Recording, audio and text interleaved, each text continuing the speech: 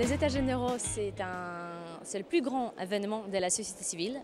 C'est un événement unique parce qu'il est porté par plus de 60 structures qui sont rassemblées dans le cadre de la plateforme Les Zéro Citoyens. L'objectif, c'est vraiment de favoriser un dialogue entre citoyens européens et les décideurs politiques. Cette élection européenne et cette journée de l'Europe sont à peu près les seuls moments dans la vie politique française où on essaye un peu de parler d'Europe autrement que comme un bouc émissaire ou sous forme de clichés, donc c'est très important. Dans l'espace démocratique national, c'est souvent considéré comme un espèce de truc technique qui se passerait là-haut, là-bas à Bruxelles ou à Strasbourg.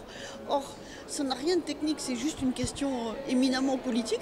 Pour ça, il faut des espaces de débat, des espaces de démocratie. C'est le moment, la journée où tous on va se rencontrer, les citoyens, les politiques, discuter ensemble, débattre de l'Europe sans a priori, les difficultés, les points, qu'est-ce qui nous fait rêver, pourquoi est-ce qu'il faut la faire et comment est-ce qu'on se rassemble autour d'un projet qui a du sens. Chaque fois qu'on peut se réunir, qu'on peut parler d'Europe, qu'on peut avancer pour optimiser la construction européenne, c'est une bonne nouvelle pour la France et pour l'Europe. L'enjeu des États généraux, c'est d'être sur la controverse, c'est d'assumer véritablement un dialogue, de faire du débat, d'être dans quelque chose de contradictoire.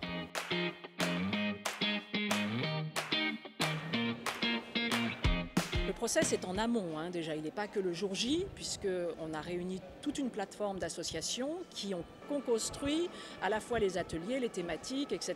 L'innovation même de cette édition, c'est ces ateliers participatifs et collaboratifs.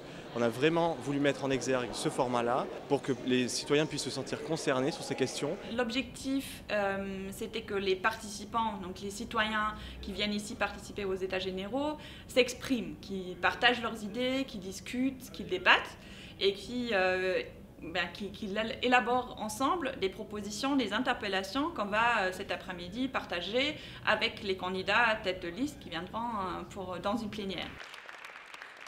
Je m'en réjouis parce que c'est comme ça qu'il faut faire vivre l'Europe. Jusqu'à présent, l'Europe s'est construite essentiellement avec les États. Mais le moment est venu que les citoyens prennent le pouvoir en Europe. Et donc il est très important que dès maintenant, les citoyens envoient vers les élus ou les candidats pour l'instant leurs idées, leurs suggestions, qu'ils s'emparent de l'Europe. C'est leur Europe qu'ils vont bâtir. Et c'est vrai qu'à 15 jours du scrutin du 25 mai, eh bien, il est urgent qu'on débatte du fond, c'est-à-dire de la question de l'Europe, de son devenir et de la relation de notre nation, de notre population, de notre corps électoral avec l'Union européenne.